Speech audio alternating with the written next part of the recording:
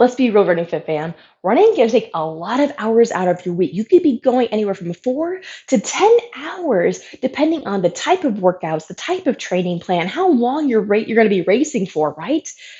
Who has time to do prehab? Well, I want to give you something that is so running specific, but so easy to do that you can even use some of these. I'm going to show you an example. I picked two out of these four exercises in my strength warm up. So, what you can do, I want to show you how you can blend your prehab in with anything that you're already doing, your strength training as a warm up before your run in a way that takes 2 minutes or less. Because let's be real, life is busy, running takes a lot of time, and this video needs to get to the point. So let's go.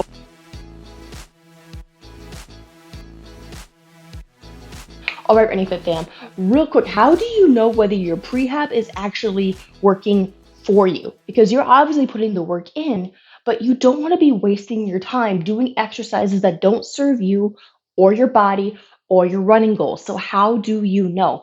I have a video right before this with 3 tests that take 30 seconds, maybe 2 minutes at the most, and it will help make these exercises make more sense. And it'll even help you choose which of these four exercises you actually need. You might only need one, and that's okay.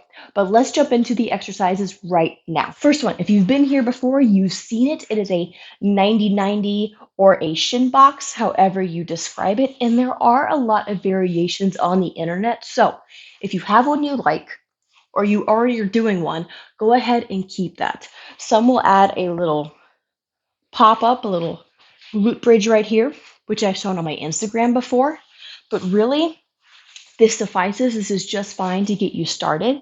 And the reason this is so important is you can see how if I laid down, it would look like I was running, right? For you to run quickly, you need to be able to access different rotations within your hip joint, and this helps open that up.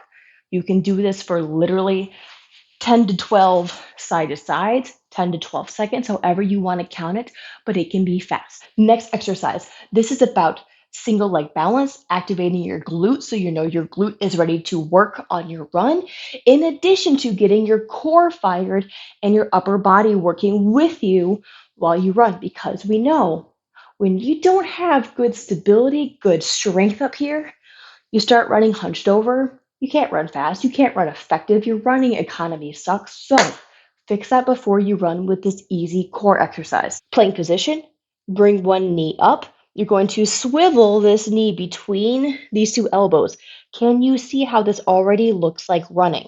So all you're going to do is very quickly boom, boom, boom until you're tired, and then switch sides. So again, plank position, one knee to your chest, and quickly rotate that knee back and forth. The other magical thing about that exercise is it inadvertently rotates around. If this is the leg behind, you are actually rotating around this hip joint and you are improving hip mobility at the same time. Let your exercises work for you and work smarter, not harder. Now, these next two exercises, this bear crawl, I'm showing you footage that I took this morning at the gym actually. I used this bear crawl exercise to warm up my core and hamstrings because I was working on deadlifts that day. And I know a lot of people are going to say, well, that doesn't look like running. I see how the others do, but this doesn't count. It does.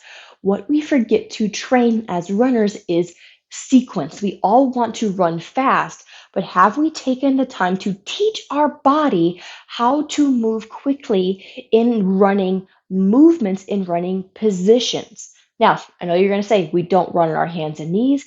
That's fair. But when you take the running position and change that position, you begin to fire and activate muscles you need for strength, stability, and mobility, the same things you're going to use on your actual run. So it's like a cheat code.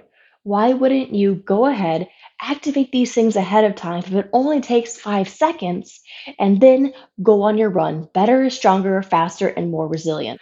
Last exercise. This is a plank to sprinter. You can even call it a sprinter's plank, but you start in this high plank position, and then the goal is to quickly Drive one knee forward, bring one arm back so it looks like you're running into the floor.